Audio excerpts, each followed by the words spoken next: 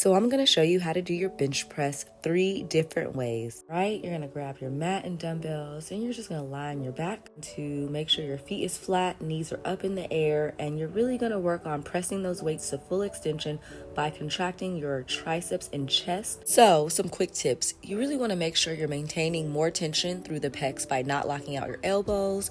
You also want to make sure that you don't allow the dumbbells to collide at the top of each rep, bouncing them together.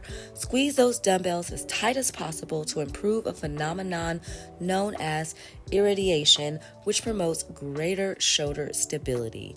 Now, as you can see, this same exercise can be done up on a bench. Same tips. Ensure you maintain some tension in your abs and don't allow your lower back to excessively arch. A slight arch isn't bad. So whether you're on the floor or on a bench, you want to make sure you're controlling that drop down at the bottom and really pressing up.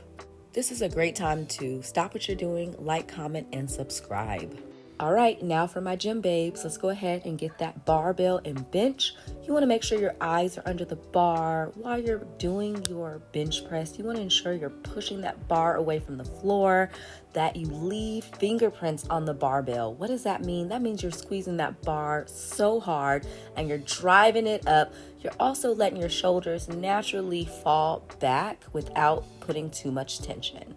Whew, I did all of these back to back. And as you can see, I'm exhausted, but the muscles are popping. Anyways, thanks for watching and drop your questions below. Bye.